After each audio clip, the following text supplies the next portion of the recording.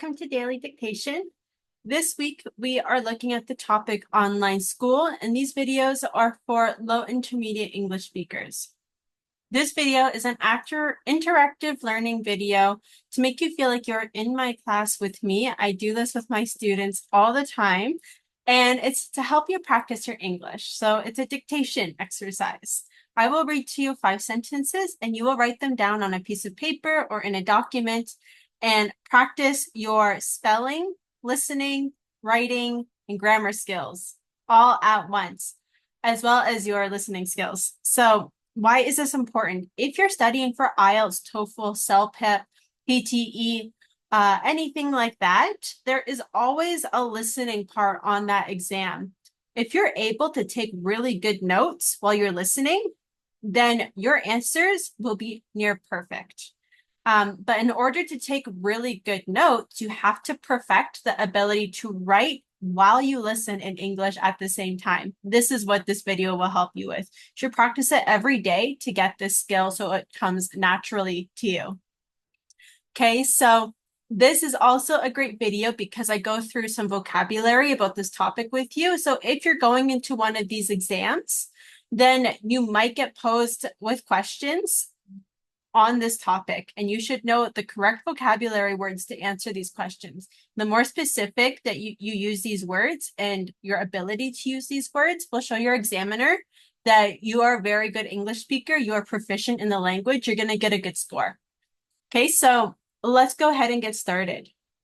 Just like I said before, you should practice every day. So there's going to be new videos for you from Monday to Friday. There are new sentences each weekday, new topics each week. Each topic that I look at is related to a topic that will likely come up on a proficiency exam like IELTS, CELPIP, PTE, or TOEFL. There are 2 English levels offered. There is a vocabulary list and practice worksheet available in the description if you want to practice more. The instructions for this activity: you will need a blank piece of paper and a pencil. 5 sentences will be read. Each sentence will be read 3 times and 1 more time at the end. You will write down each sentence as you hear it, applying your listening skills and your knowledge of spelling, punctuation, capitalization, and grammar. Whatever you get wrong, you will know because I'm going to show you the answers near the end of this video, and I'm going to explain all the different grammar and spelling concepts that are important and what I've commonly seen as errors, as I have been an English teacher for many years. So let's get started. You can see 5 numbers here. Each number represents a different sentence that I will read, so write that down on your piece of paper. I'm going to read each sentence 3 times each and 1 more time at the end. We will start with sentence number 1. Number 1. Video conferencing in the virtual classroom will not work properly without stable internet. Video conferencing in the virtual classroom will not work properly without stable internet. Video conferencing in the virtual classroom will not work properly without stable internet. Number 2. The digital textbook is not available in Dropbox. The digital textbook is not available in Dropbox. The digital textbook is not available in Dropbox. Number 3. If the chat doesn't work, students cannot discuss the shared document. If the chat doesn't work, students cannot discuss the shared document. If the chat doesn't work, students cannot discuss the shared document.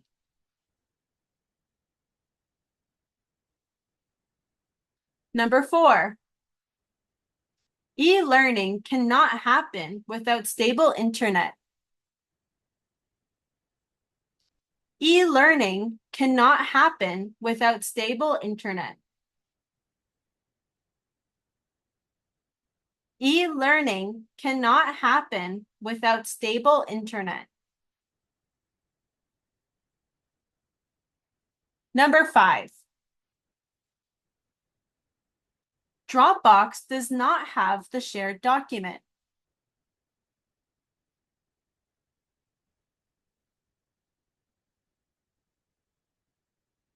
Dropbox does not have the shared document. Dropbox does not have the shared document.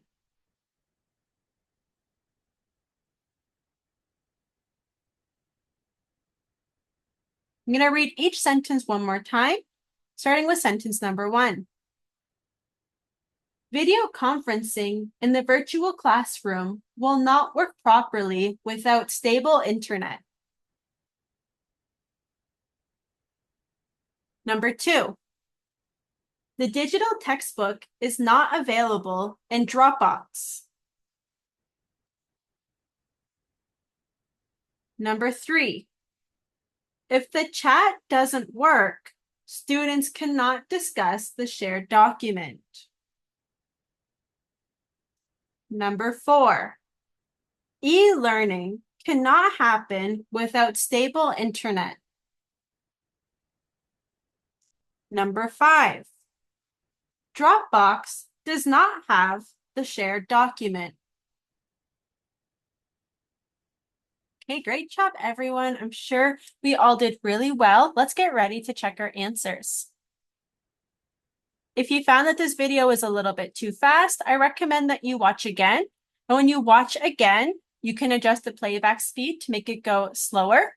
If you just need to listen to specific sentences again, check the description for timestamps. This will help you listen to specific sentence numbers.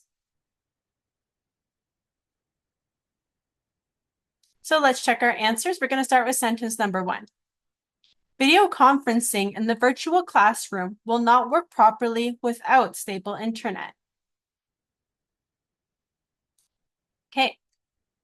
Just like every other lesson and dictation exercise this week, I'm going to point out how important it is to have a capital letter at the beginning of your sentence and a period at the end. This is essential. Video conferencing, it's the subject of our sentence,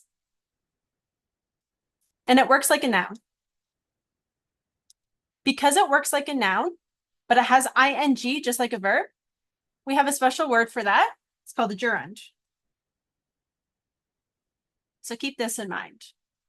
In the virtual classroom, we're going to use article the because we're being specific about what kind of classroom it is.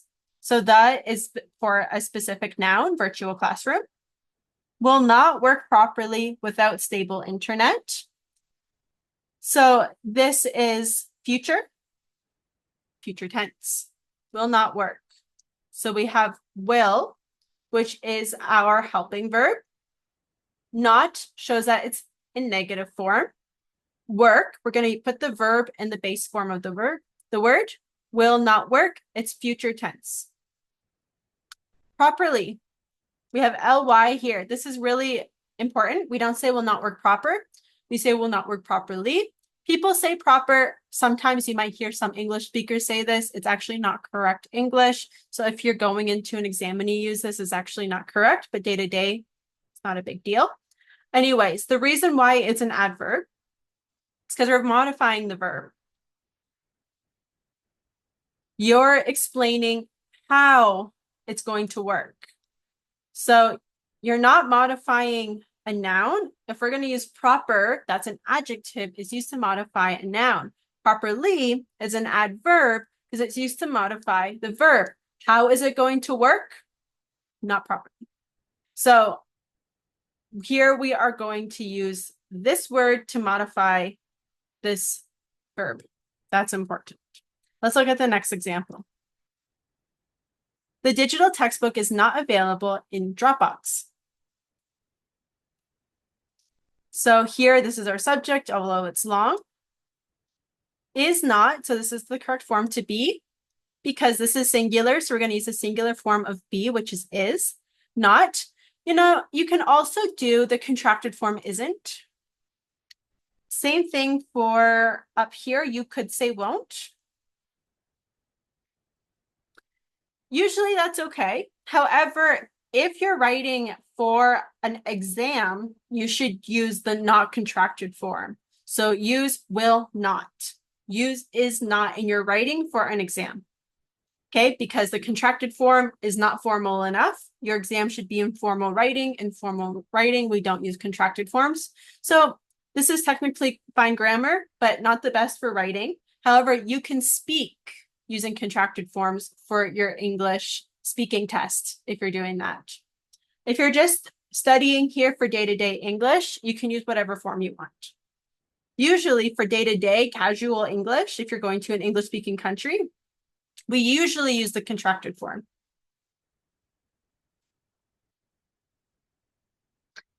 If the chat doesn't work, students cannot access the shared document. Today, we have capital, yes, we have period, yes, but we also have a comma. This comma is important. This comma is because we have what's called an if clause. The if clause is our dependent clause.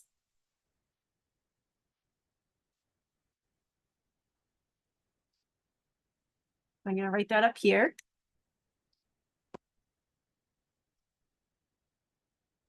So I said this in a few videos before, but I'll remind you here. When we start with the dependent clause, then we need to put a comma after it's done before the independent clause. This here would be our independent clause. So if it's the other way around and we have independent first and dependent second, we don't need the comma.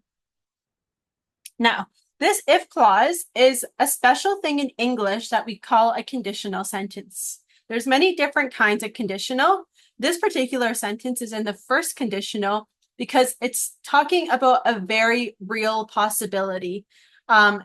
If this situation happens, this is going to be the consequence of it.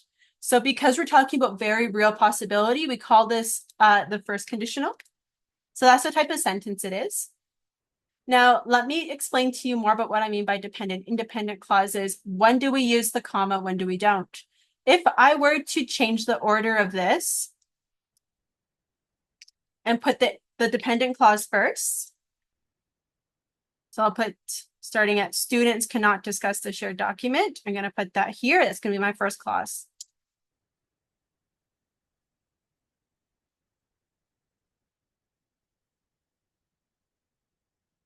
Now I'm going to put the consequence or the condition.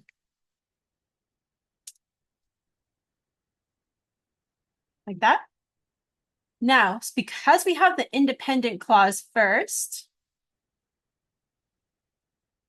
and we have the dependent clause second, we do not need a comma here after document, no comma. Because it's the other way around up here, we do need a comma. So that's how you know if you need to apply a comma or not.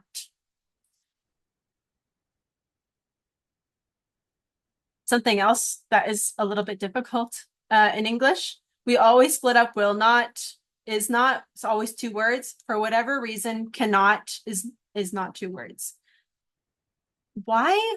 I'm not sure. English is strange. That is my easiest explanation. Why there's not a space here. But because it's so strange, this concept has to be memorized. So memorize it.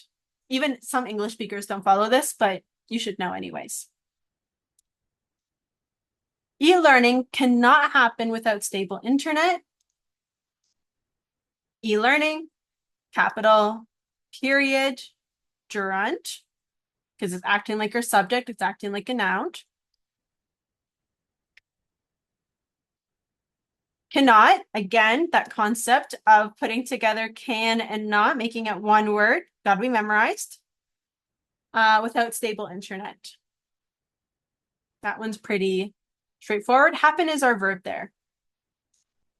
Let's look at our last sentence. Dropbox does not have the standard document. So Dropbox, this is our subject. Does is our verb here. So we say does not, it's in two words.